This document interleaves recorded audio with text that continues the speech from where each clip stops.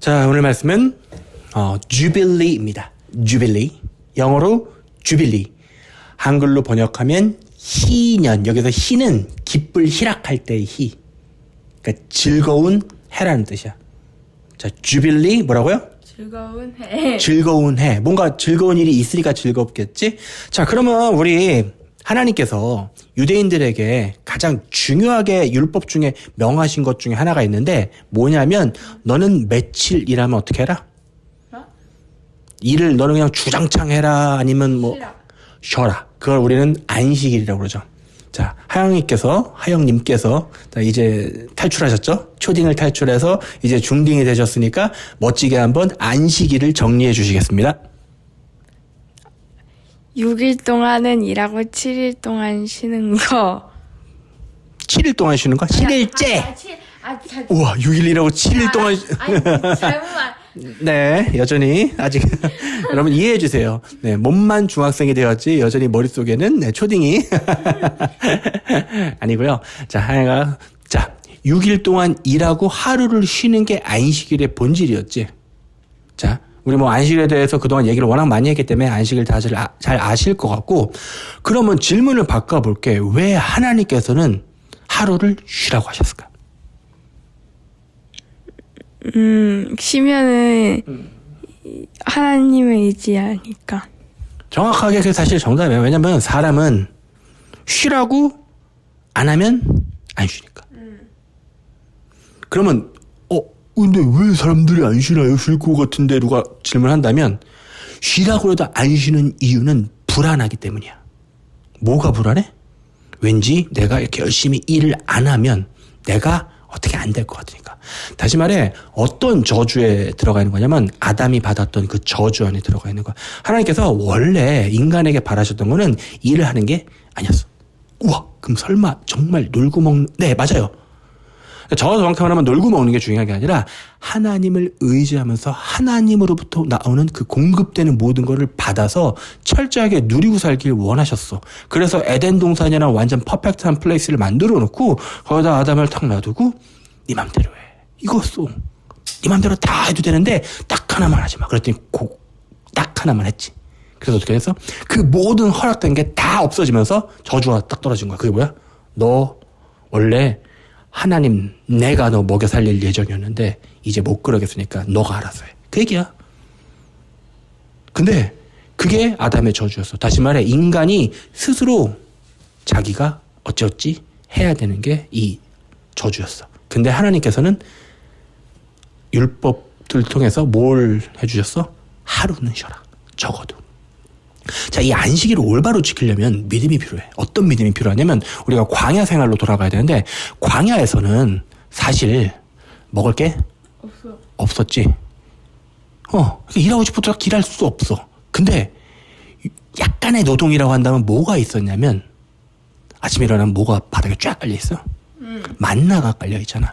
그거를 적어도 자기가 주워오는 정도의 노동은 필요로 했겠지. 근데 아무리 많이 거둬와도 다음날 되면 썩고. 그리고 어차피 다음날 되면 그날의 만나가 있으니까 사실 하나님의 이걸 완벽하게 지키려면 딱 그날 필요한 것만 쓰면 되는 거였어. 그걸 많이 있다고 부자야, 조금 있다고 가난한 거야? 그게 아니라 하나님께서 완벽하게 그냥 사람들 모두에게 필요한 만큼 공급해 주시는 거였어. 근데 6일째에는 이틀치를 거둬야 했지. 왜냐면 다음 날은 안 내릴 테니까. 그게 광야에서 안식일을 하나님께서 이스라엘 백성들에게 열심히 가르치신 거지. 그치? 자, 그런데 말이야. 자, 오늘은 안식일 얘기가 아니라 더 정확히 말하면 이 좀 전에 얘기했던 희년을 얘기하려면은 그 전에 얘기해야 되는 게 있어. 자, 다시 말해 안식년을 이해해야만 해. 자, 안식년이 뭔지 설명해 줄게. 자, 대략 지금부터 한 3,500년 전 하나님께서 이스라엘의 자녀들이 약속한 땅, 다시 말해 그 가나안 땅으로 들어간 이후부터는 매년 숫자를 세려버렸어. 한 해마다. 그래서 이 안식년은 뭐냐면 쉽게 얘기해서 7번째 해는 씨앗을 뿌리는 거야, 안 뿌리는 거야? 안 뿌리는 거야. 그러니까 농사를 안 짓는 거야. 자, 여기서 큰 믿음이 필요해. 왜냐하면은 사실 안식일을 지키는 거는 그냥 하루 정도니까 이거 안 해도 좀 괜찮을 것 같은데 안식년을 지키려면 그냥 믿음이 아니라 얼마나 큰 믿음이 필요할까? 1년을 통째로 어떻게? 자, 볼게. 다시 말해 7번째 해는 안식년이 되는 거야. 그럼 6년 동안은 씨를 뿌리고 파종하는 걸 해. 근데 7년째 해당하는 다시 말해 이 안식년에 해당하는 거에서는 씨 뿌리기를 멈추고 땅이 직접 생산한 식물만을 먹어야 돼. 다른 말로 바꾸면 인간의 노력을 통해서 나온 게 아니라 철저하게 뭐 자연이 내준. 더 정확히 말하면 뭘까? 자연이 아니라 하나님께서 주신. 이거 믿는 게 쉬웠을까 어려웠을까? 어렵겠지. 근데 하나님께서 하라고 하셨으면 지키면은 먹을 게 나왔을까 안 나왔을까? 나왔겠지. 자, 안식년이 뭐라고요? 안식년은 다시 한번 정리할게. 1년, 2년, 3년 해서 쭉 6년까지는 파종을 다 하는데 7째의 해에는 파종을 하지 말고 하나님께서 직접 공급하시겠다는 거야. 그게 뭐야? 그게 안식년이야. 자, 근데 단순히 거기서 끝나는 게 아니라 농사를 멈추는 것 외에도 하나님께서는 이 7년째에는 모든 빚, 금전적인 채무를 탕감해 주라고 하는 거야. 그러니까 서로서로 이스라엘 사람들 이렇게 살면서 빚지고 뭐 빌리기도 하고 할 거 아니야. 근데 6년째까지는 이게 다 그냥 돌아가다가 7년째는 어떻게 되는 거야? 빚진 자들이 어떻게? 탕감되는 거야. 이 빚을 탕감해 주는 거는 뭘 믿는 거냐면 하나님의 약속을 믿고 내가 저 사람한테 좀 받을 게 있어도 그냥 용서해 주라는 거야. 자, 하나님께서는 율법을 통해서 뭐를 시키면은 시키시기만 할까? 하나님께서도 그 율법을 지키실까? 우리가 율법을 통해서 배울 수 있는 건 하나님께서는 언제나 뭔가를 시켰을 때 하나님께서도 그거를 하신다. 그러면 안식년은 단순히 파종만 안 하는 게 아니라 빚이 어떻게 되는 거야? 없어지는 해라는 거지. 그치? 응? 자, 그러면 주빌리, 희년은 이 안식년 개념을 총 몇 번을 해야 되면 7이 아까 7이었잖아. 안식년이 7년의 사이클로 돌아갔잖아. 이 7년짜리 사이클을 7번 해야 돼. 7, 7에 49. 네, 틀림없잖아. 네, 7, 7에 49점. 다시 말해, 더블 세븐이야. 그지? 세븐이 더블 들어가는, 그러니까 안식년이 무려 7바퀴를 돈 사이클, 그러니까 7, 7에 49년째 해의 대속제일에는 뿔로 나팔을 불러버렸어. 자, 레이기인데 한번 읽어줄게. 너는 레이기 25장 8절부터 12절 거죠. 너는 7 안식년을 계수할지니, 카운팅할지니. 안식년이 아까 7년이었지? 이는 7년이 7번인 즉, 곧 49년이라. 그치? 7째 달 열흘날은 속죄일이, 대속죄라고 얘기했지? 그 여호와의 절기 중에서 너는 뿔나팔 소리를 내되, 빠밤! 전국에서 뿔나팔을 크게 불지며, 그 다음에 오는 50년째가 있을 거야. 그치? 너희는 그 50년째 해를 거룩하게 해서 그 땅에 있는 모든 주민을 위하여 자유를 공포하라. 이 해는 너희에게 희년이니, 뭐? 주빌리. 영어는 주빌리, 우리나라 번역된 거는 희년이니, 너희는 각각 자기의 소유지로 돌아가며. 뭐라고?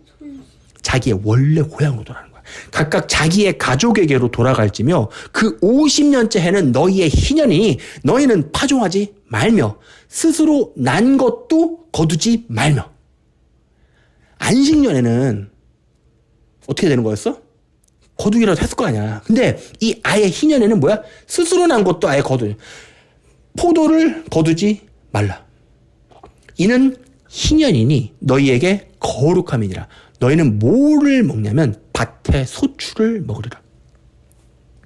자, 지금 레이기 말씀을 들어보니까 처음에 안식년이 있었지. 7년 사이클을 도는 게. 근데 그게 더블된, 다시 말해 7, 7에 49.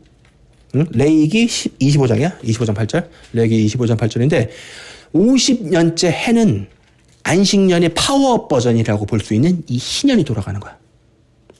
여기까지 이해됐어? 응? 어려워?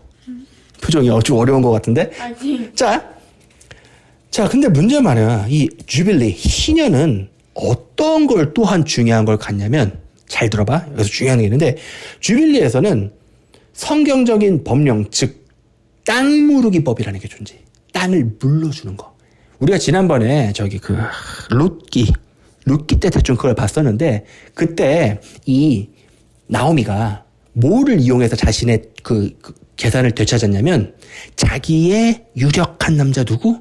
보아스라는 남자를 통해서 자기의 재산을 어떻게 다시 돌려받는 계획을 한 거야. 근데 자기가 너무 늙었잖아.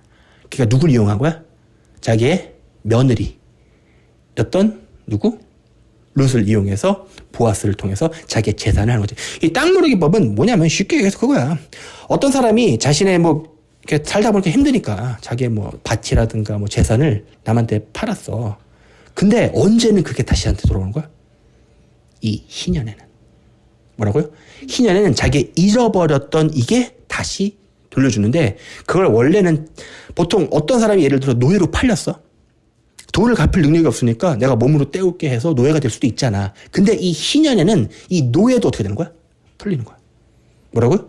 희년에는 자기의 재산을 어떻게? 되찾고 자기의 원래 고향으로 돌아갈 수 있으며 자기가 만약에 노예됐으면 어떻게 되는 거야? 풀려나는 거야.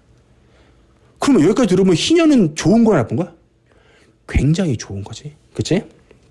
자, 레위기 25장 54절을 보면 그가 이같이 속량하지 아니하여 희년에 이르러는 그와 그의 자녀가 자유하리니. 다시 말해 노예 상태가 계속돼서 뭔가를 갚아야 되는데 못 갚았으면 언제까지 기다리면 풀려나냐면 성경을 제대로 지킨다면 그 희년은 50년째거든.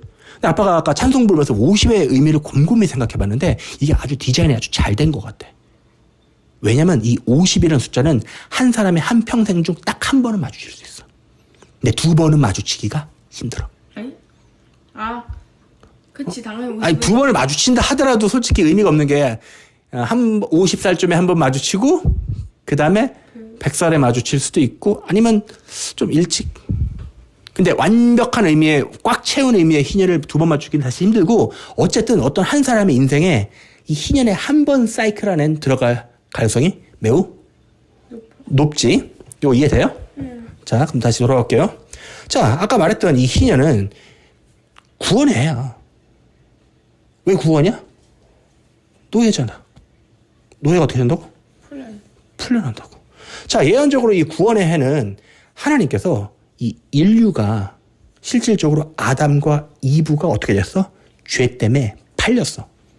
그래서 뭐의 종로로 사냐면 사탄도 사탄이지만 실질적으로는 죽음, 죄의 대가인 죽음의 노예가 된 거야. 그러면 이 죽음의 노예에서 풀려난다는 건 뭘 의미할까? 영원히 사는 걸 의미하는 거였지. 그러니까 우리가 희년을 좀 다시 사람들이 잘 모르거든? 근데 좀만 공부해보니까 벌써 어떤 얘기가 나오고 있어? 하나님의 구원의 이 역사와 이 희년은 굉장히 밀접한 관계가 있구나라고 느낄 수 있지?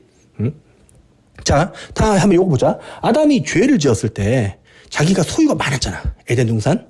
소유와 함께 속박에 묶인, 다시 말해서 아담이 그냥 팔린 상태가 된 거야. 그래서 우리와 이 아담의 자녀, 우리 전부 다 아담의 자녀잖아. 그치? 이 자녀들, 그리고 모든 이 타락한 세상의 계승자들은 속박된 상태. 다시 말해, 노예 상태야. 전부 다. 이 세상이 전부 다 노예 상태야. 그리고 실질적으로 우리 지금 살아가는 게 거의 노예잖아. 이게 뭐야? 맨날 마스크 쓰고 완전 그 노예지, 그지? 노예 상태야. 전부 다. 그리고 우리 이집트에서 출애굽할 때에도 이스라엘 백성들은 전부 다 어떤 상태였어? 전부 노예 상태였지. 그러나 율법에 따르면 가까운 친족이 우리의 자유를 사서 줄 수 있어.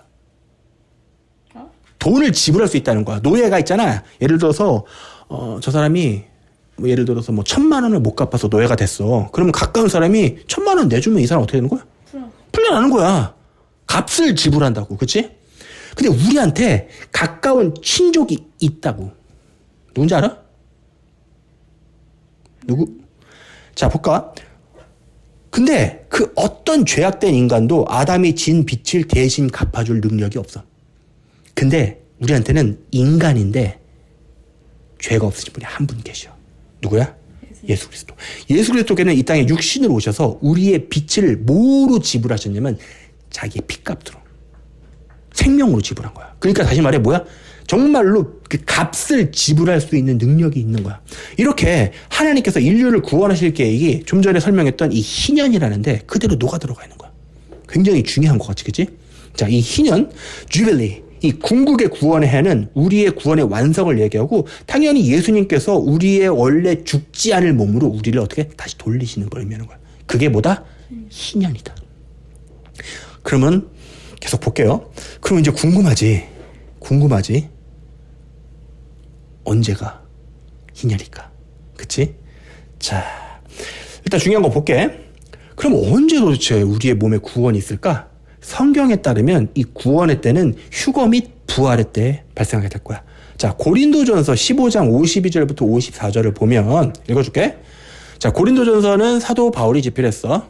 보라, 내가 너에게 비밀을 말한대. 안 알려줌이었는데 알려줌 모드로 바뀐 거야. 그랬더니 우리가 다 잠잘 게 아니고 마지막 나팔에 순식간에 호련이 다 변화되리니 나팔 소리가 나매 죽은 자들이 썩지 아니할 것으로 다시 살아나고 우리도 변하리라. 몸이 어떻게 되는 거야? 변화하는 거야. 아빠 말했잖아. 아빠는 지금은 조금 하지만 이 마지막 나팔이 딱 들리면 어떻게 된다고? 절대 최고의 미남자로 변신하는 거야. 왜 비웃었어? 그때 가서 보자고. 이 썩을 것이 반드시 썩지 아니야. 지금 아빠는 내비두면 썩잖아. 이대로 한 50년만 놔두면 썩을 거, 썩을 거 아니야, 그치? 늙어서 죽고 뭐야, 썩을 거 아니야, 그치? 이 죽을 것이 죽지 아니함을 입으리로다. 이 썩을 것이 썩지 아니함을 입고 이 죽을 것이 죽지 아니함을 입을 때에는 사망을 삼키고 이기라고 기록된 말씀이 이루어지리라. 이 사도 바울이 분명히 우리 몸이 어떻게 된다고? 썩지 아니할 거로 변하는 이 휴거에, 성경에 휴거라고 나와 있지 않았지만 분명히 사도 바울은 그 순간을 언급하고 있어. 죽은 자들은 어떻게 돼? 살아난대. 그 당시 살아남은 자도 어떻게 돼? 편한데. 그치? 자, 이렇게 희년 또는 주빌리는 세 가지 의미를 가지게 되는데, 첫 번째는 교회 시대의 마무리. 두 번째, 사탄 영향하에 약 6,000년간의 시대가 마무리. 마지막으로 이제 주님의 통치가 시작된다는 걸 의미하게 되겠지. 자, 이 시대에는 사탄이 어떻게 되냐면 하늘에서 쫓겨나. 그리고 이제 율법 없는 자들, 걔네들을 작살내려고 열받아서 내려오게 되겠지. 자, 이 부분은 넘어가고. 자, 그렇다면 아까도 뭐 얘기했지만 희년이 궁금해지지 않아? 희년이 50년 사이클로 돌아간다고 하는데 아쉽게도 지금 문건으로나 언제가 희년인지 알 수 있는 방법이 없어. 희년이 정확하게 지켜지고 있지를 않거든. 자, 여담이지만 유대 랍비야 조나단 칸이라는 사람이 있는데 얼마 전에 굉장히 유명해. 전 세계적으로 유명해가지고 이 조나단 칸이 쉐미타의 비밀, 안식년의 비밀 해가지고 그때 뭘 했었냐면 뭔가 연구를 해서 내놨었는데, 그때 이 사람이 이 안식년을 열심히 연구를 하다고 연도를 추적하다 보니까 뭘 발견했냐면 사람들이 이 안식년을 안 지키는 거야. 유대인들도 안 지키지. 그러면 뭐가 발생하냐면 안식년을 지켜야 되는데 안 지키면은 꼭 그 마지막에 경제 몰락이 오는 거야. 네? 경제의 몰락이 전 세계적으로. 그걸 발견한 거야. 그게 랍비 조나단 칸이 쉐미타의 비밀 이렇게 해가지고 아빠 옛날에 그걸 봤었어. 다시 돌아올게. 자, 그러면 어떠한 역사적인 문헌으로 이 안식년이 돌아가는 게 기록으로 안 남아있기 때문에 아무도 알 수 없고, 오늘 사실도 아빠도 정확하게 이때가 안식년이다라고 말하기보다는 추측할 뿐이야. 근데 이렇게 또 날짜를 얘기하면 사람들이 뭐 노발대발하는 사람들이 있어. 근데 사실 우리가 가장 궁금한 게 뭐냐면 딱 하나야. 주님 언제 오실지, 또 우리 몸이 언제 속량될지. 그게 가장 관심이 있는 거야. 그러니까 혹시나 아닐까 하면서 찾는 거지, 다른 의미를 두고 우리가 날짜에 집착하고 하는 때들. 왜냐하면 우리 그리스도의 신부들이야. 그러면 뭐가 가장 관심이냐면 주님 언제 오세요? 주님 언제 오세요 도대체? 솔직히 이 땅에서 지금 떡떡거리고 잘 살고 있는 사람들은 그거 관심 없어. 근데 어떤 자들이 관심이 있잖아. 이 안식년에 대상에 대한, 다시 말해 뭐야? 노예들이 관심이 있어. 이 땅에 묶이고 가난하고, 응? 이 땅에 여러 가지 모두 묶여서 누가 오셔야 돼? 우리의 친족으로서 우리의 핏값을 대신 지불하시고 우리 몸을 구원시킬 이분이 오실 게 당연히 궁금해야지. 그치? 자, 볼게. 자, 근데 대부분의 가설들이 이제 언제가 안식년이나 이게 있지만 대부분 고대의 캘린더나 이런 데 의존하는 거야. 캘린더 뭐냐면 달력 같은 거. 고대 달력이 뭐 유대 문헌, 랍비들의 전승 뭐 이런 거 갖고 막 얘기를 하는데, 문제가 있는 게 뭐냐면 하나님께서는 분명히 우리한테 뭔가를 뚜렷하게 알려주실 만한 걸 여기저기에 숨겨놓는 걸 좋아하죠. 아빠가 그동안 성경을 열심히 탐구하고 이런 거에 관심이 많아서 보면서 느꼈던 거지만, 사람의 노력으로 찾을 수 있는 부분도 있지만 시기가 되면 하나님께서는 열어주셔. 아빠 이번 주에 학교 수업에 하나가 어떻게 됐어? 펑크가 나면서 시간이 쫙 났는데 갑자기 이 자리에 앉아서 뭐에 홀린 사람처럼 5시간 동안 이 긴 원문. 아, 맞아. 오늘 우리가 보고 있는 내용은 페이스북 아빠 친구인 T.W. 트램이라는 이런 성경 연구 학자가 페이스북에 공유해 놓은 거를 전부 영어 원문을 일단 먼저 번역했어. 완벽하게 보기 위해서 번역을 했고, 그거를 지금 참고를 해서 많이 읽어보고 내가 번역을 하는 과정 중에서 많은 걸 이해했으니까 오늘 그거를 설명해 주는 거야. 물론 이걸 아빠가 이미 유튜브에 올렸어. 이 원문 자체를. 그래서 관심 있는 사람들은 읽어봤을 텐데 사실 일반적으로 사람들 무시해서가 아니라 배경 지식과 이게 없는 사람들이 이해하기가 어려워. 왜냐면 안식년, 희년이 뭔지도 잘 모르는 사람들이 대만이거든. 그래서 아빠는 딱 지금 갓중딩된 너의 관점에서 이해시킬 수 있는 걸 목표로 하는 거야. 그러니까 초중딩도 이해할 수 있을 정도로 쉽게 오늘 설명하는 게 오늘의 이 예배의 목적이야. 자, 그러면 우리가 볼 수 있는 것 중에 하나가 있는데 그게 뭐냐면 다니엘서가 있어. 다니엘서. 잠깐만. 다니엘서 9장 25절을 보면 아빠 읽어줄게.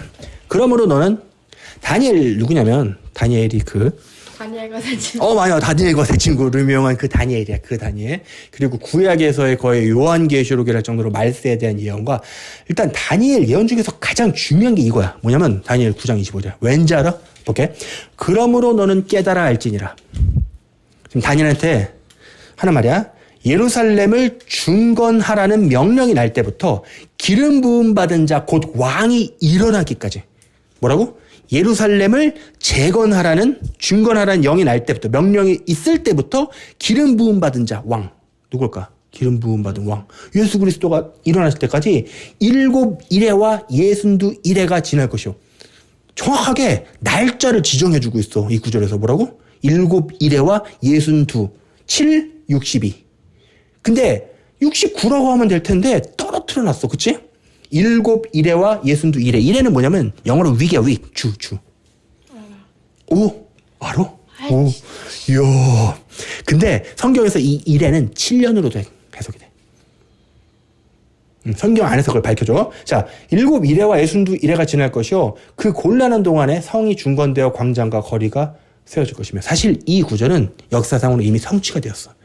이게 무슨 구절이었는고 하니 예수 그리스도가 언제 오실지에 대한 예언이었어. 이미 성취된 거야. 예수님이 오셨었잖아. 초림. 자, 볼까? 대부분의 성경학자들은 아까 말했듯이 이 구절은 주님의 초림 시에 이미 완성되었다고 믿어. 그래서 이 7과 62주를 계산하면 총 69잖아. 69 곱하기 7하면 연도가 나오지. 400, 계산이 400 얼마나? 여기 계산기 있는데. 계산기 있어? 하여튼 근데 이 실질적으로 언제 예루살렘 성을 중건하려고 봤냐면 아닥사스다 왕의 기원전 457년 법령 반포로부터 기원 후 27년 즉 예수님의 사역을 시작하는 날짜를 계산한 거야. 그래서 어차피 지난 다음에 비교해 보는 거니까 딱 보니까 딱 맞았던 거야. 뭐라고? 이 다니엘서의 9장 25절이 무슨 예언이 있는 거 하니 실질적으로 이루어졌는데 예루살렘을 중건하라는 명령부터 예수님께서 실제로 오시는 그 날짜를 정확히 그냥 알려준 모드였던 거야. 근데 우리는 이미 다 지나가서 이거를 추적하면서 보는 거기 때문에 이미 성취된 관점에서 보니까 그렇구나. 근데 여기에 뭔가가 더 있는 거야. 보자고. 점점 흥미진진해지지? 어려운 거야? 계속 볼게. 자, 근데 여기서 더 생각해야 될 부분이 있는데 쉽게 해서 뭐야? 그냥 단순히 이 구절이 초림만, 주님의 초림만을 얘기하는 걸까라는 퀘스천 마크야. 아니겠지. 뭐가 또 관계가 있을까? 재림과도 관계가 있다라고 보는 게 오늘 우리가 보고 있는 그거야. 자, 다시 한번 돌아가 보면 오늘 맨 처음에 안식년은 몇 년 사이클로 돌아간다고 그랬죠? 7, 7에 49. 그건 희년이 77에 49고요. 안식년은 7년이에요. 그러니까 다시 말하면 안식년은 좀 희년의 레고블럭 같이 이게 조립이 돼서 다 완료가 돼야 희년이 되는 거야. 안식년은 7년 사이클로 돌아가는 게 맞아. 다시 정리하면 안식년은 6년 동안 파종하되 7년째는 쉬어라. 하나님 믿고 쉬어라. 왜? 하나님이 너희를 먹이신다. 똑같은 테마로 해서 이 7 안식년이 지나면 다시 말해 슈퍼 안식년인 이 희년이 되면 너희들은 화끈하게 쉬고 플러스 빚진 자들 다 빚 까주고 종이 된 사람들 다 돌려보내라. 이게 골자야. 그럼 우리 좀 전에 연구해봤듯이 이 희년에는 사람들 어떻게 다 팔자 피는구나. 심지어 종인 나조차도 드디어 고향 땅으로 가족품으로 더 심지어 나의 소유를 되찾을 수 있겠구나. 정말 좋은 거 아니야? 그치? 자, 다시 가볼게. 자, 다니엘서 9장 26절을 보면 62일의 후에 기름 부음을 받은 자가 끊어져 없어질 것이며, 여기선 뭔 예언까지 하고 있냐면 이 기름 부음 받은 자 어떻게 된다고? 돌아가시는 것까지 예언을 해놨어. 십자가 위에서. 그치? 장차 한 왕의 백성이어서 그 성읍과 성소를 이것도 역시 성취됐어. 무너뜨리려냐? 그의 마지막은 홍수에 휩쓸림 같을 것이며 또 끝까지 전쟁이 있으니 황폐할 것이 작정되었느니라. 자, 그러면 다니엘의 예언에서 우리가 이 다니엘의 예언을 가지고 희년을 계산하기 위해서는 필요한 게 딱 두 개밖에 없어. 다니엘의 9장 25절에 뭐야? 예루살렘을 중건하라는 명령. 왜냐하면 예루살렘이 중건이 한 번 된 게 아니거든. 예수님 오시기 전에 중건된 것도 있지만 그 이후로도 또 있단 말이야. 자, 볼게. 자, 근데 이 예루살렘이 회복된 날짜가 있지. 언제 회복됐어? 몰라. 그게 1967년 6월 7일이야. 이 역사로 이미, 그러니까 왜냐면은 이 이스라엘이 다 딴 나라로 도망가서 살다가 돌아와서 알리아라 그래. 돌아와서 살면서 중동 땅에 부흥을 이끌었어. 돈이 잘 되니까 그때까지는 중동 사람들이랑 위아더 월드였지. 그러다가 갑자기 어느 날 유엔에서 땅 이스라엘 나라 세워줬어. 그랬더니 어떻게 해? 중동 애들이 막 쳐들어오고 난리가 났었지. 그래서 두 번의 큰 전쟁이 있었어. 그러다가 이 예루살렘이 실질적으로 회복됐거든. 두 번째 전쟁에. 사실 그것만 갖고도 얘기해도 엄청 많아. 왜냐면 이 전쟁 동안 말도 안 되는, 그러니까 우리가 그 성경 볼 때 주님께서 대신 싸워주시는 그런 전투 있잖아. 그런 게 현대에 일어난 거야. 포탄이 막 오발돼서 안 떨어지고. 뭐? 막 이집트 공군을 이스라엘 애들이 폭격하러 가는데 미사일 대공망이 발동 안 해가지고. 그러니까 전쟁을 치르는데 전자장비 갖고 치르는데도 철저하게 이스라엘한테 유리하게 가는 거야. 모든 전쟁이. 심지어 더 무서운 건 뭐냐면 전쟁이 6일 만에 끝났어. 왜? 이게 왜 중요한 건지 알아? 얘네들은 안식일을 지켜야 되잖아. 7일째에 전쟁할 수 있어 없어? 못 지켜. 그러니까 전쟁을 다 정확히 6일 만에 이겨. 어떻게 전쟁이 6일? 그래서 전쟁 이름이 6일 전쟁이야. 그러니까 우리가 살아가고 있는 이 시대에도 하나님께서 역사하신다라는 게 이 다큐멘터리 보면 장난도 아니야. 이런 유명한 것 중에 이것도 있어. 뭐냐면 본대와 떨어져서 아주 소수의 극소수의 약간 거의 막 쫄래쫄래 애들이 가는데 저쪽에 뭘 맞닥뜨려 있냐면 대전차 부대. 그럼 어떻게 되는 거야? 얘네 쫄래쫄래 가던 한 몇 명 이 사람들이 이겨. 저기 대전차 부대가 이겨? 어디에 이겼는지 알아? 쫄래쫄래가 이겼어. 왜? 왜 이겼는지 알아? 대전차 부대가 환상을 봤거든. 이쪽에 뭐가 서 있냐면 천사들의 부대. 아니, 도저히 실제 얘네들이 다 잡혔는데 증언하길 우리가 사람이랑 싸우지 천사랑은 못 싸운다. 겁에 질린 거야. 심지어 아브라함이 나타나서 말렸대 얘네들. 너네들 그냥 하지 마라 막 이렇게. 그러니까 겁에 질려갖고, 그러니까 너무 거대한 저게 맞닥뜨리니까 대전차고 뭐고 상대가 안 되는 거야. 그러니까 하나님께서 뭔가를 대신 싸우시면 이러는 거야.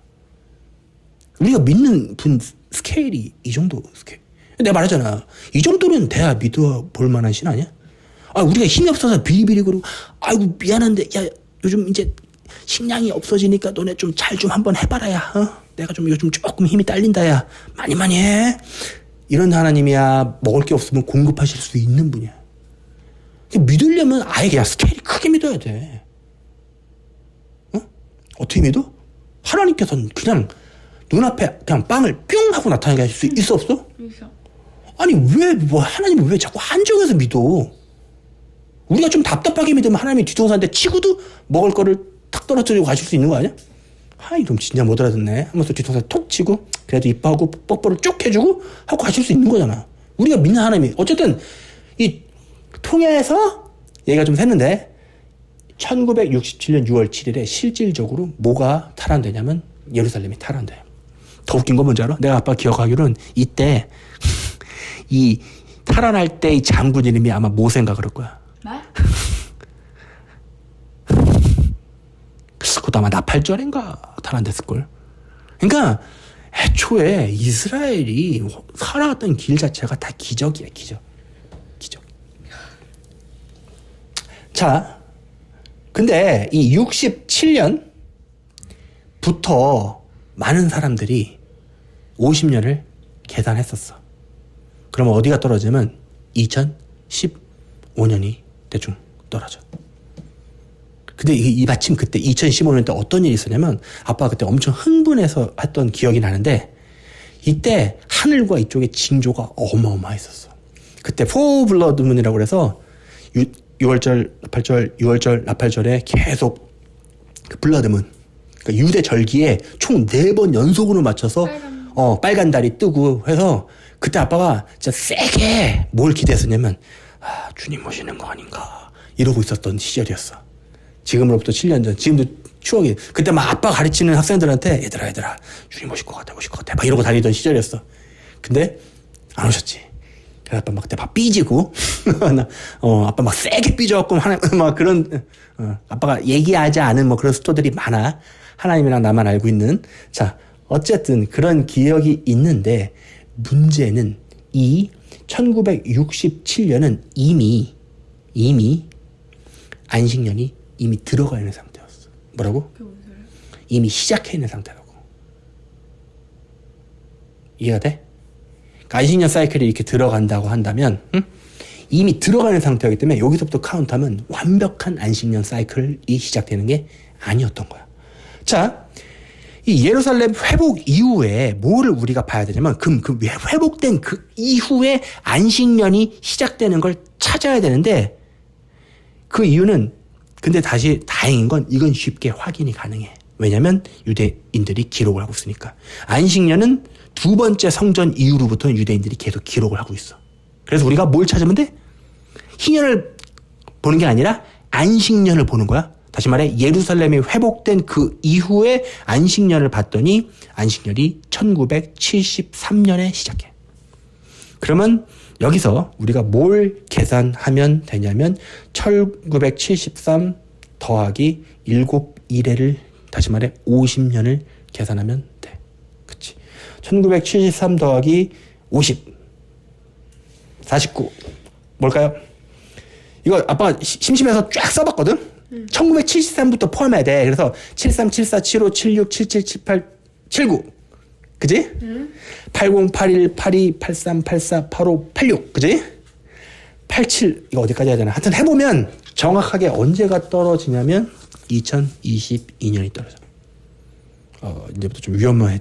자, 오늘 예배의 목적은 어떤 정확한 날짜를 가리키는 게 아니라 지금 우리가 살고 있는 이 시즌이 얼마나 주님의 도래하심이 가까웠는지를 살펴보고 탐구해보는 시간이지 무슨 정말로 말기 해갖고 여러분 옛날에 그 다미선교회처럼 어떤 날짜를 오늘 걱정 마세요. 제가 날짜를 절대 지목을 안 해요. 의도적으로라도. 봅시다. 그래서 1973년 다시 말해 이때부터 안식년이 시작돼서 주빌리 사이클을 통째로 돌려봤더니 언제에 도달하냐면 마침 2022년이야. 근데 우리 예배가 지금 몇 주째 연속 계속 어떤 내용을 다루고 있는지 알아? 위험한 내용을 다루고 있지. 기억나? 다시 한번 쭉 돌아가 볼까? 전에 아빠가 뭘 얘기했었지? 밀과 보리. 기억나지? 그 다음에 오순절 얘기하면서 뭔 얘기했었어? 역시 밀과 볼이 관계에 있다고 했었지. 그거와 요한계시록의 인과 관계에 대해서도 계속 얘기를 하고 있었고. 그래서 지금 쭉 계속 연결하다 보니까 오늘은 무슨 얘기를 하고 있는 거야? 안식년, 다시 말해 구원의 해에 대해서 얘기하는 중이야. 오케이? 자, 여기까지 하영의 머리가 좀 힘든 것 같으니까 정리를 해. 자, 복습을 한번 해봅시다. 자, 맨 앞으로 쭉 돌아가서 주빌리를 얘기하기 전에 있어서 안식년 뭐다? 안식년은 뭐였지? 7년. 6년은 파종하되 7년째는 어떻게 해라? 쉬어라. 근데 이거를 안식년을 7번 거듭하면 49년이 되는데 그 49년째의 대속죄일엔 나팔을 불어 다음에 올 해를 모르는 사람들에게 뭐 어떻게 해라? 알려라. 그치? 뭐라고? 왜 나팔을 불어? 사람들한테 경계시키는 거야. 여러분, 다음 해가 어떤 해다? 우리의 구원이 다가오는 뭐 어떤 해다? 희년입니다라고. 그래서 50년째 되는 해는 희년 주빌리라고 그래서 모든 채무가 어떻게 된다고? 해결돼. 그리고 종이었던 자는 어떻게 된다고? 자유가 돼. 그리고 자기 잃어버렸던 재산이 어떻게 된다고? 찾아. 완전 좋은 이 희년이었지. 근데 그럼 과연 지금부터 사람들이 계속해서 이 희년이 언제일지에 대해서 굉장히 궁금해하는데 오늘은 그 여러 가지 가설 중에 하나를 탐구해보는 중이에요. 어려운가요? 네. 오늘 상당히 하영이 표정이 뭔가 제가 중학생인데 대학교 수업에 잘못 놀러 온 것 같습니다. 뭐 이런 표정인데 자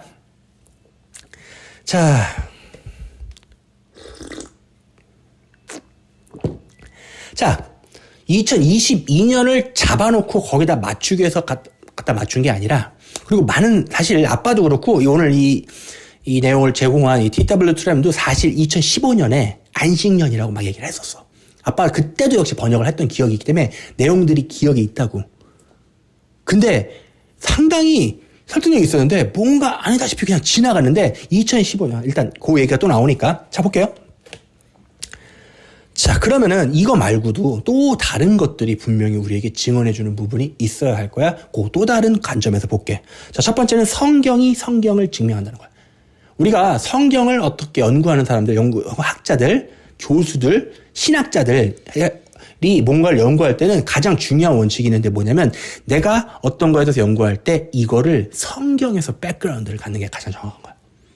무슨 뭐 딴 책이 아니라 내가 자다가 이런 꿈을 꿨는데 이런 게 아니라 성경에서 내가 얘기하는 거를 다시 백그라운드를 갖고 와서 뒷바탕 할 수 있을 때 그게 가장 좋은 거거든. 자, 볼게.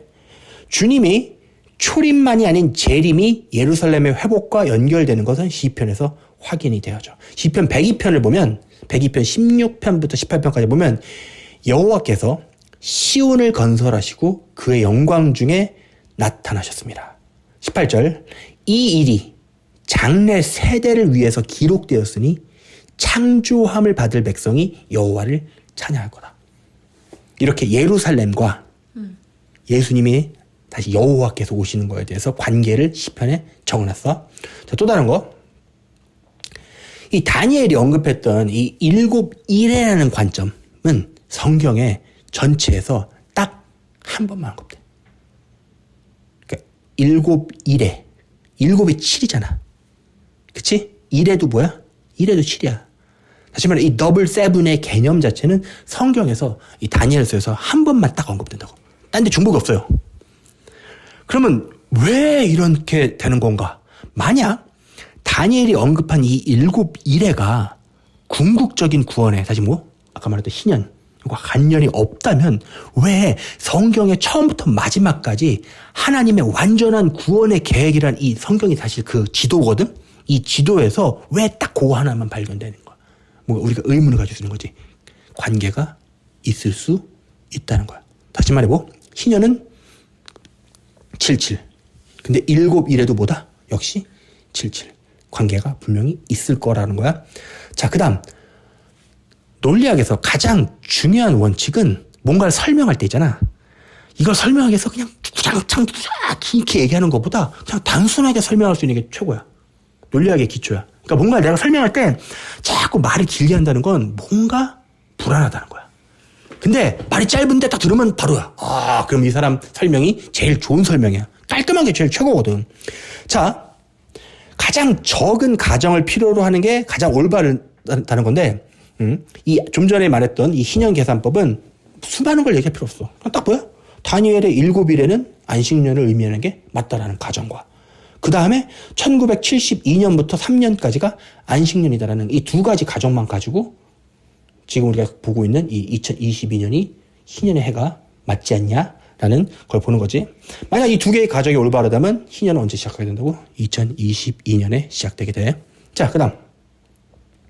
이 1973년 시작 포인트에 대해서는 아까 아빠가 잠깐 얘기했던 랍비 조나단 칸에 대해서 조나단 칸의 책에서도 발췌가 되는데 이 1973년 이 책에서 내용이야.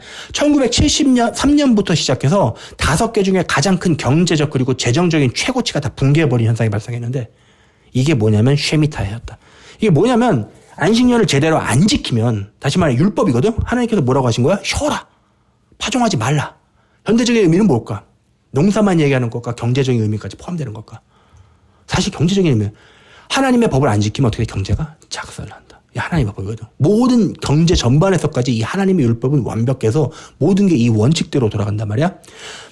조나단 칸도 역시 1973년 쉐미타와 미국 경제 붕괴가 강화되는 게 관계가 있다고 역시 언급을 했어. 자, 그 다음 1973년부터 2022년이 이 희년 사이클에 일치한다는 또 다른 추측은 다니엘서에 예루살렘 성벽이 재건됐다는 걸 언급했어. 자, 다니엘서 9장 25절 다시 읽어줄게.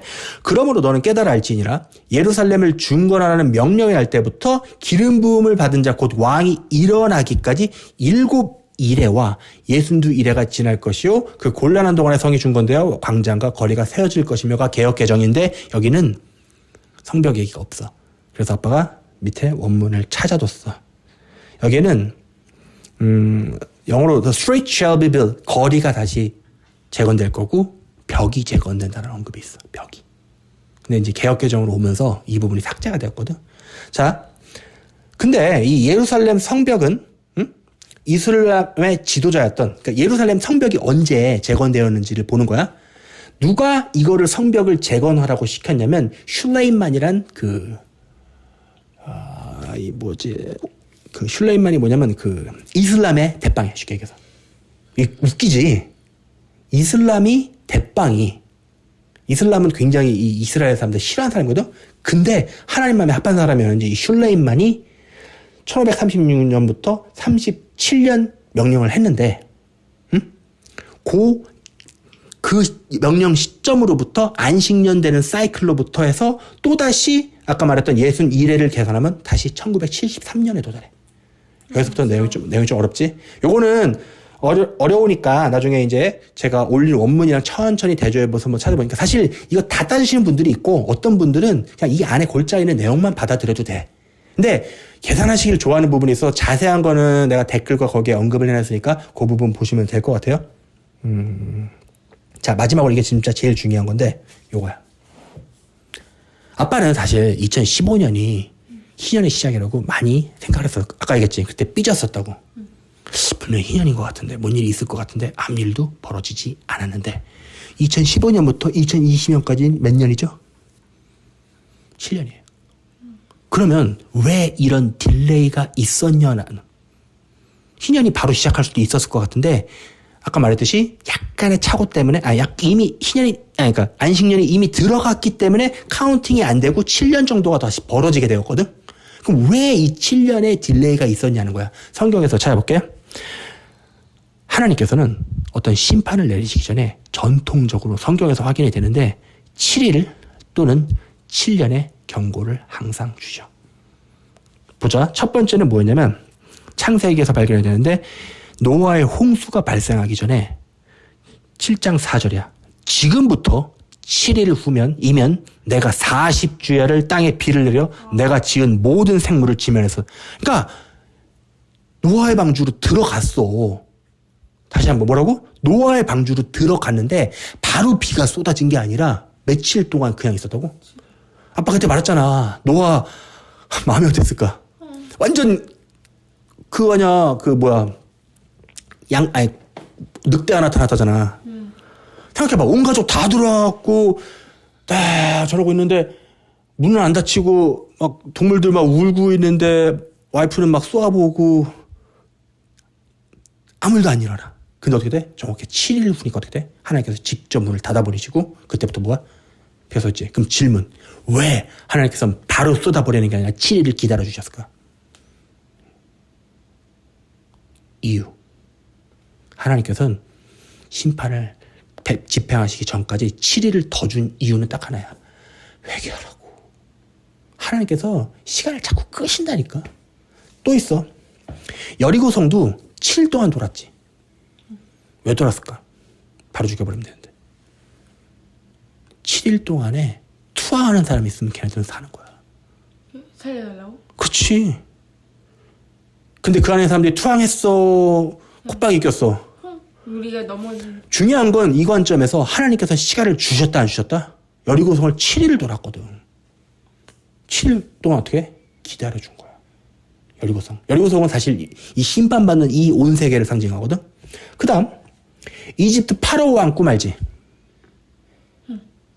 거기서 왕의 꿈이 뭐였냐면 7년간 풍년 그 다음에 흉년이야. 다시 말해 그때 우리 지난주 예배가 딱 그 내용이었잖아. 77 그거랑도 사실 오늘 내용으로 연결이 됐는데 왕이 꿈에서 7년 풍년 그래서 실질적으로 이집트 땅에 7년이 있었어. 그래서 이 7년의 대비를 통해서 그 다음에 오는 이걸 대비했잖아. 그치? 다시 말해 여기서는 뭘 줬어? 통 크게 7년을 주셨지. 그리고 마지막으로 요엘서에서 언급되었는데 여호와의 크고 두려운 날이 이르기 전에 해가 어두워지고 달이 핏빛같이 변하려니와라는 요엘서의 구절이 있어. 뭐라고? 여호와의 크고 두려운 날. 다시 말해 이 심판의 날이 오기 전에 어떤 일이 벌어지냐면 해가 어두워지고 달이 핏빛같이. 해가 어두워지는 거 뭐야? 일식. 일식. 그 다음에 달이 핏빛같이 보는 거 월식인데 그냥 월식이 아니라 블러드문. 이미 우리는 2015년에 이거를 목격했어. 일식이 뭐야? 일식은 뭐냐면 해가 대낮에 어두워지는 거야. 개기일식이라고 해. 그때 있었어? 있었어. 원래 이건 항상 있는 건데 그 당시는 그런 정도가 아니라 절기에 맞춰서 이런 일이 벌어졌어요. 2015년에. 그때 해가 많이 어려서 그 당시 너한테 이런 걸 설명해 줄 수 있는 네가 수준이 아니고 너는 그때 응애 애기 수준이었기 때문에 이런 걸 너한테 가르쳐 줄 수는 없었지만 요때가 언제냐면 2015년 그때도 아빠 거의 그때도 뭐 환자 모드였는데 그때가 아빠 막 진짜 학원에서 막 부흥회하고 할 때 막 그때였어. 그때는 엄마도 지금처럼 이렇게 예수님 환자 모드가 아니라 좀 자유분방하던 시절에 그때였었고 하여튼 그때였어. 2015년에 어떤 일이 있었냐면 전례 없는 일식이 니산원 1일에 발생했고 그다음에 2000년 만에 한 번 발생하는 베들레헴의 별. 이게 그 동방박사들이 예수님 찾아왔던 별이 발생했던 해가 2015년이었고 아빠가 아까 말했던 테트라드라고 불리는 여호와의 절기 6월절, 나팔절, 6월절, 나팔절에 맞춰서 정확하게 슈퍼블러드문이 4번 연속 들어오는 인류 역사상 몇 번 없는 일이 발생했던 해가 2015년이야. 그러면 2015년에 그렇게 수많은 징조가 쏟아졌는데도 불구하고 아무 일이 없었어. 그리고 지금 2022년까지 얼마 흘렀다? 대충 7년이 흘렀다. 그럼 우리가 여기서 하나님의 성품을 알고 있는데 하나님께서 어떻게 하신다? 기다려주신다. 너무 길게 기다리시니까 그 안에 또 많은 사람들이 타락해서 세상으로 가기도 하고 또 지금 새롭게 구원받고 예수님의 예자도 모르다가 요즘 막 들어오신 분들도 많아. 대부분 특징이 이제 엄청난 고난, 지금 우리가 살고 있는 시대가 고난 받기에 딱 좋은 시기잖아. 그래서 이 고난과 다시 그 축복이야 그들한테. 이 축복을 통해서 예수님을 망접하는 거야. 그런 일이 벌어지고 있어. 아빠가 뭐 댓글 잘 안 보는데 쓱 봤는데 요즘 참 새로 다시 들어오시는 분들이 많은 것 같아.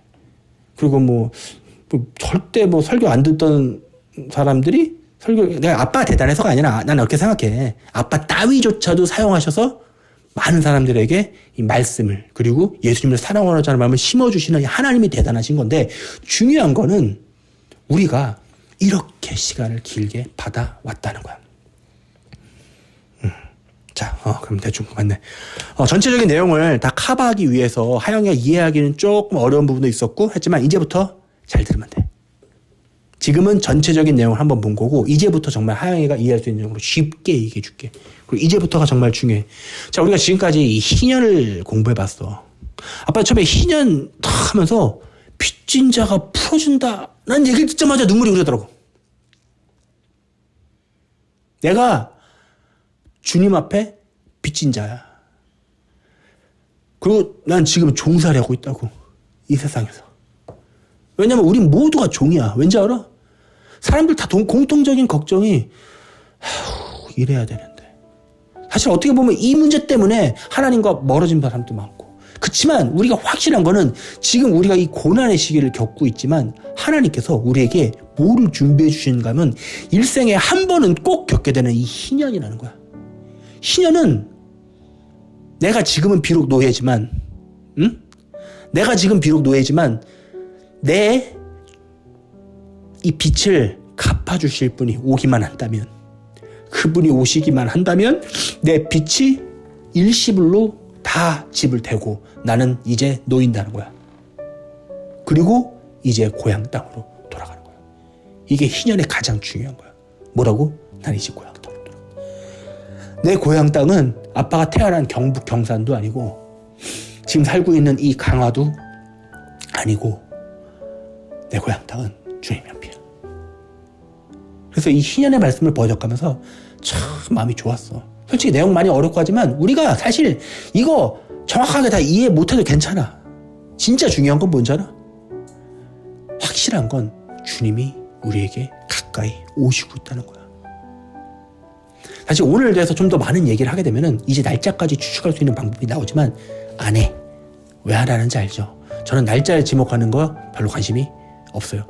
근데 여러분들에게 확실하게 말할 수 있는 건 우리가 지금 살아가고 있는 이 시대가 뭐를 말하고 있냐면 이제 주님이 가까이 오셨다는 걸 계속해서 다방면으로 좀 하는 거야. 아빠가 옛날부터 하나님 앞에 간구했던 게 하나 있는데 그게 뭐였냐면 딱 하나. 굉장히 영예스러운 일을 내가 하고 싶다고 그랬어. 그게 뭐냐면 보라 신랑이 이로다 라고 외치는 그 목소리. 뭐라고? 구약의 수많은 선지자들이, 구약의 수많은 자들이 가장 명예롭게 할 수 있던 건 뭐냐면 주님이 초림 오시는 거를 선포했던 자들이야. 그러다면 지금 이 순간 우리가 얻을 수 있는 가장 최고의 명예 뭔지 알아? 다시 오실 주님을 외치는 거. 왜냐하면 세상이 힘들어지고 뭐고 이게 중요한 게 아니라 주님이 오셔야 해결돼. 우리의 모든 이 짐과 모든 죄악과 모든 것들은 주님이 오셔야만 해결돼. 항상 말하지만 정치가 해결해 주는 거 아니야. 트럼프가 해결해 주는 거 아니라고. 윤석열이가 해결해 주는 거 아니라고. 우파가 해결해 주는 게 아니고 오직 예수 그리스도께서 이 땅에 오셔서 우리를 썩지 아니할 것으로 바꿔주시고 우리의 모든 죄악의 값을 본인 피로 지불하셨기 때문에 우리는 어떻게 되는 거야? 이제 놓이는 거야. 자유롭게 풀리는 거야. 그게 오늘 배웠던 이 희년의 말씀의 정수야. 정말 감사한 게 우리 가족 지금까지 살아온 거 보면서 하나님께서 이미 많은 부분에 우리의 묶였던 부분을 풀어주시는 걸 이미 경험했어. 근데 사실 아빠가 이걸 보면서 뭘 알게 됐냐면 하나님께서 왜 아빠한테 그동안 이걸 경험시켜주셨더니 내가 이걸 경험하고 맛보아 알아야 주님의 속성이 어떤지를 내가 정확히 깨달아야 자신 있게 외칠 수 있겠더라고. 그래서 하나님께서는 이미 일정 부분, 상당수 많은 부분을 아빠가 노예의 상태에 있었던 거에서 많이 자유함을 얻는 걸 깨달았어. 그러나 아직도 여전히 우리는 이 세상에 묶여있는 죄악된 존재고 여전히 죽을 수밖에 없는 존재야. 그리고 사탄에게 볼모로 잡혀있지. 그러나 이집트 땅에 모세가 찾아왔을 때 우리가 풀려났듯이 이제 이 땅에 모세보다 더 위대하신 분이 오실 거야. 그 이름은 예수 그리스도. 그가 오셔야 모든 게 해결될 거야. 그럼 우리가 할 수 있는 거 뭘까? 하영아, 우리가 이제 할 수 있는 거 뭘까? 뭐 해야 될까? 우리가 할 수 있는 거 딱 하나밖에 없어. 뭐야? 하나님 믿고 기다리는 거. 의지하고 기다리는 거야. 언제? 내가 할 수 있는 거 없어. 내가 할 수 있는 게 없기 때문에 그분을 기다리는 거야. 그게 그분을 믿고 의지하는 것. 그분이 오시면 우리가 모든 것이 해결될 걸 의지하고 기다리는 것. 근데 여러분들과 제가 생각하는 것보다 그분은 이미 더 가까이 오셨고 지금 일을 진행하시고 계셔. 너무너무 행복한 것 같아. 자, 오늘 마지막 보너스. 이건 보너스야. 정확히 해석은 안 해줄 거야. 잘 한번 생각해 보세요. 자, 희년은 50의 사이클을 가지고 있었지. 근데 성경의 절기 중에 50의 사이클을 가지고 있는 게 하나 또 있습니다. 뭘까요? 초실절 이후로 정확히 50일을 계수하는 오순절. 여기까지만 할게. 아는 사람은 다 알아들었어. 하영이만 모르는 거야. 근데 왜 이 얘기를 깊게 안 하냐면 날짜가 지목이 돼서 그래. 그리고 사실 더 정확히 말하면 오순절은 여러분들이 날짜를 몰라요.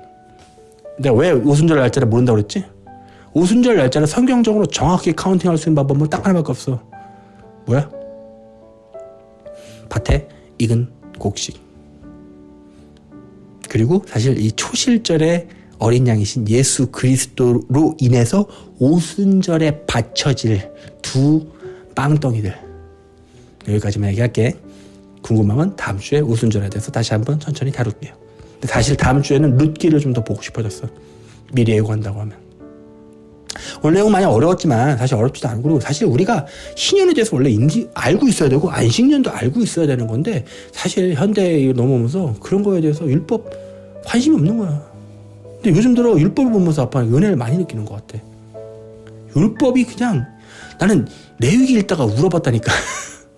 레위기 읽다가 울어본 적이 있어. 왜 울었는 줄 알아?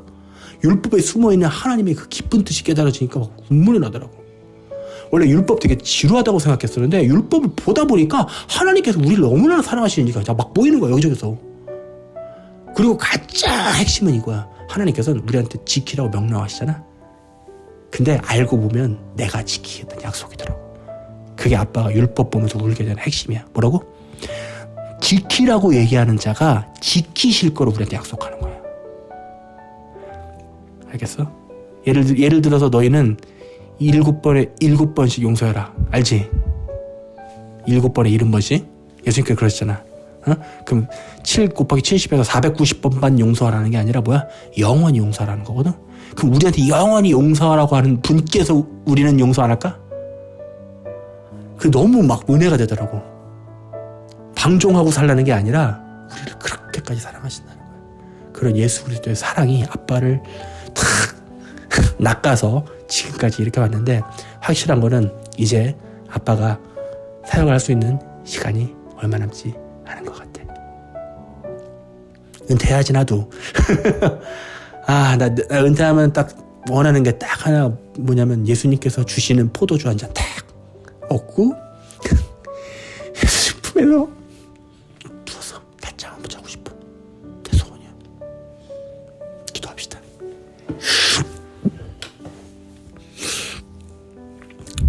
하나님, 주님 속에 오시옵소서. 사실 그동안 많이 억누르고 살아왔지만 주님을 기다리던 이 마음, 하나님 자꾸 또 아닐까봐 하나님 이제 또 지나갈까봐 이렇게 마음을 쓰지 않으려 했던 그 시간들이 다 지나가고 주님이 가까이 오시는 게 느껴질수록 하나님 너무나 흥분되고 너무나 기분이 좋고 해서 너무나 감사합니다. 우리가 주님이 언제 오실지 정확히 알 수는 없겠지만 다만 가까이 오셨다는 건 저희가 느낍니다. 우리가 사랑하는 대상이 가까이 오셨는데 하나님 어찌 우리가 느끼지 못하겠습니까? 주님 속히 오셔서 우리들 이 죄악된 세상에서 구원하여 주시고 이제 영영이 죽지 않을 저 천국을 인도하셔서 우리를 더 이상 썩지 아니할 몸으로 바꾸시고 영원히 주의 곁에서 영원히 함께할 수 있도록 하나님 허락하여 주시옵소서. 예수 그리스도의 이름으로 기도했습니다. 아멘.